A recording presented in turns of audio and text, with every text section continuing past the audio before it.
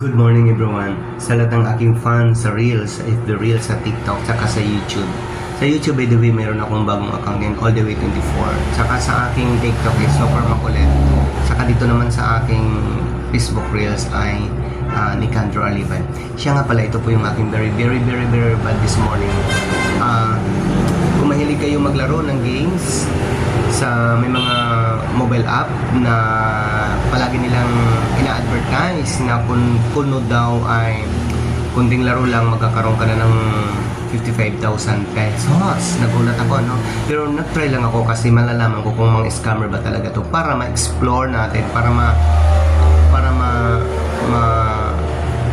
malaman natin na ipahayag natin sa mga inosente na hindi nakakaparag subaybay sa mga ganitong klaseng Filipino na mga scammer.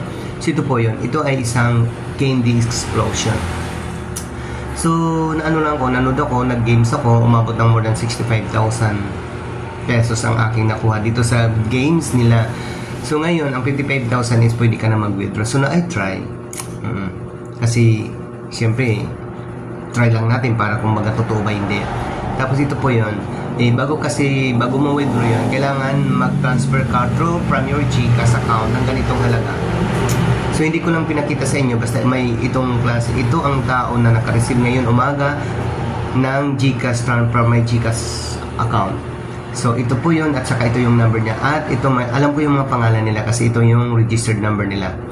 So dahan-dahan kapag hindi mo i-return sa akin ng GCash na from my GCash, ipapublish kita YouTube, TikTok at saka FB sa account number, sa mobile number na to. Pagkatapos okay na, no? Ang akala ko naman is chinek ko na yung GCash account ko, wala pa naman, may nag-automatic nagkaltas sa GCash ko kasi nakuha yung authentication code ko. Mabuti na lang in-screenshot ko. So ito po yun again, once again, another tao na naman na mobile number niya ito, saka ito ang pangalan niya. So may full name ako niyan. Pag once na hindi niyo ibalik ang aking peras back to my GCash account, ipapublish ko kayo sa I have 3 social media account from YouTube, TikTok at saka Facebook Reels. Manda kayo sa akin. Tapos pagkatapos yun, okay na, akala ko naman kasi magbabayad daw ng taxes kasi ganitong halaga. Nag-automatic na naman sa GCash ko.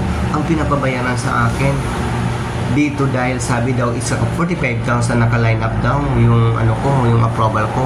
So kung magbabayad ako ng ganitong halaga, ganito kadami, ma-entertain agad, ma-release agad yung sinasabi nila, So hindi na ako, nag-isip ako kasi fake na talagang ginagawa nila. Ayun, nag-isip ako. So nag-stop ako. So gumawa ko ng paraan para ma-share ko po sa inyo na ito ay hindi totoo at ito ay nangi-scam sila. So itong mga number nila, kung sino man ang gustong tumawag sa ganito, mga pulis na lang yata, pulis, tawagan mo sila kasi nangi-scam sila sa kapwa Pilipino. Gumagawa sila ng application, ipeke naman, at saka scammer naman sila. So ito po yung mga pangalan nila. Ko sila, pag hindi on this day, kasi ngayon yung kinuha yung pera ko from my GCash, pag hindi nyo may balik, nandun kayo sa YouTube, nandun kayo sa TikTok, at saka nandun kayo dito sa aking Facebook Reels. So I will only wait until today. So manda kayo sa akin. Bye-bye. Kaya yung mga tanga dyan na naglalaro ng ganitong candy explosion o anuman mga nag-advertise na pera-pera, huwag kayo maniwala kasi ako hindi ako naniwala, agad-agad magkakapera. Hindi basta-basta ang pera ngayon. Kung nag-try lang para mahuli natin ang mga scammer. So once na hindi nyo may balik ang aking pera into my